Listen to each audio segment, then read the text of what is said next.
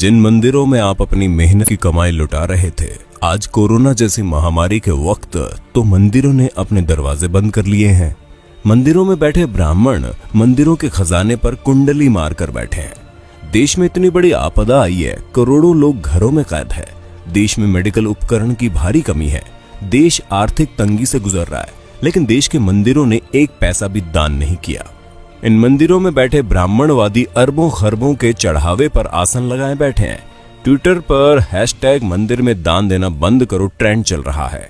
लोग कह रहे हैं कि जब मुसीबत के वक्त ही ना ही भगवान काम आ रहे हैं, ना ही उनके मंदिरों का चढ़ावा, तो फिर वो जा कहां रहा है।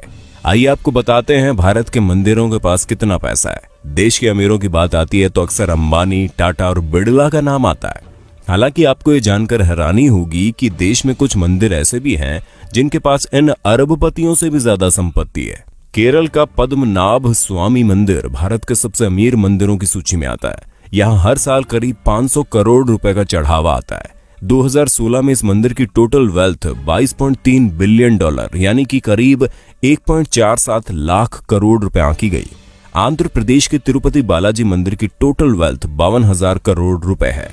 मंदिर हर साल करीब 600 करोड़ रुपए की कमाई करता है। शिरडी साईं बाबा का टेम्पल देश के सबसे फेमस मंदिरों में से एक है। साल 2018-19 में लोगों ने यहाँ 679 करोड़ रुपए दान कर दिए। शिरडी मंदिर की कुल संपत्ति 2200 करोड़ से ज्यादा है।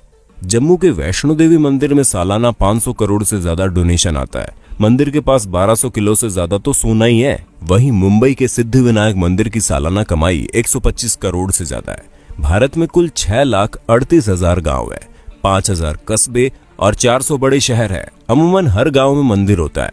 शहरों में तो देवी देवताओं के अलग अलग मंदिर होते हैं। इस हिसाब से भारत में 6 लाख से ज्यादा मंदिर है। सोचिए इस देश की कितनी बड़ी संपत्ति पर सिर्फ और सिर्फ ब्राह्मणों का कब्जा है। पुरी के जगन्नाथ मंदिर, वाराणसी के काशी विश्वनाथ मंदिर, गुजरात के सोमनाथ मंदिर और मदुरई के मीनाक्षी मंदिर जैसे धार्मिक स्थलों पर खजाने भरे पड़े हैं, लेकिन मंदिरों में बैठे पंडित देश की भलाई के लिए एक पैसा तक दान नहीं करते। भगवान के नाम पर आपकी जेब खाली की जाती है और फिर ये लोग उसे हजम कर जाते हैं।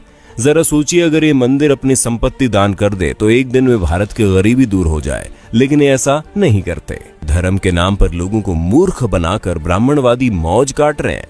इसलिए अगली बार जब आप अपने बटुए से कोई नोट निकालें तो सोचिएगा जरूर कि आपके खून पसीने की कमाई पर कौन ऐश कर रहा है। मंदिर में या मस्जिद में सीमेंट की बोरी देने से पहले पड़ोस में देख लीजिए, अगर कोई गरीब हो तो आटे की बोरी पहले दीजिए। दान करना गलत नहीं है, लेकिन सोचने वाली बात है कि आखिर मंदिर में किए गए दान से किसका भला होता है। मंदिरों में दान करने वालों की मानसिकता क्या होती है। अपने देश में इतनी ज्यादा गरीबी है कि उनकी चिंता किसी को नहीं है। कई किसान भूख से मर जाते हैं, पर उनकी मदद करने के लिए कोई आगे नहीं आता। लेकिन मंदिरों में लाखों नहीं बल्कि करोड़ का गुप्त दान दिया जाता है।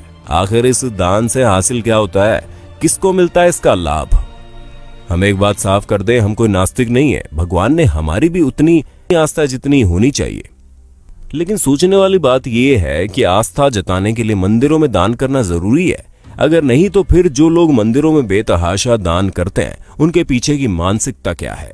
क्या उनको भगवान से किसी बात का डर रहता है? क्या ऐसे लोगों को जो कि काले धंधे करते हैं उनके मन में बात रहती है कि वो भगवान के मंदिर में कुछ दान करके अपने पाप से बच जाएंगे? हमें तो लगता है ऐसी ही किसी मानसिकता के वशीभूत होकर ये लोग लाखों रुपए दान करते हैं।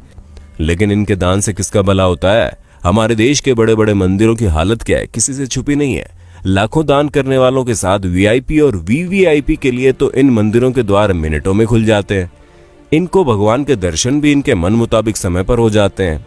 लेकिन आम आदमी को घंटों लाइन में लगे रहने के बाद भी कई बार भगवान के दर्शन नहीं होते।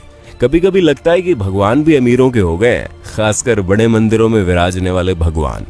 शिरडी के साईं बाबा के दरबार के बारे में कहा जाता है कि वहां पर सभी को समान रूप से देखा जाता है।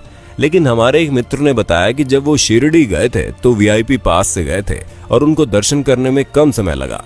यानी वहां भी बड़े छोटे का भेद है। संभवतः अपने देश में ऐसा कोई मंदिर है ही नहीं जहां पर छोटे बड़े का भेद ना हो। किसी वीआईपी या फिर अमीर को हमेशा लाइन में लगने से परहेज रहता है। वे भला किसी गरीब के साथ लाइन में खड़े कैसे हो सकते हैं? लाखों का दान करने वालों को क्या अपने देश की गरीबी नजर नहीं आती? क्या ऐसा दान करने वाले लोग इन खैराती अस्पतालों, अनाथ आश्रमों में दान करने के बारे में नहीं सोचते।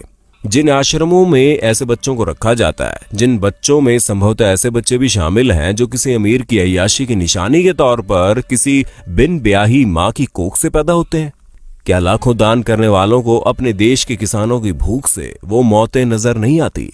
हम तो इतना जानते हैं कि किसी भूखे को खाना खिलाने से लाखों रुपए के दान से ज्यादा का पुण्य मिलता है।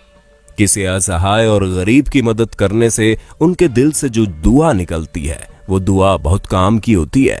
हम मंदिरों में दान करने के खिलाफ कतई नहीं है, लेकिन किसी भी मंदिर में दान उतना ही करना चाहिए जितने से उस मंदिर में होने वाले किसी काम की मदद हो जाए। जो मंदिर पहले से ही पूरी तरह से साधन संपन्न है, उन मंदिरों में दान देने का क्या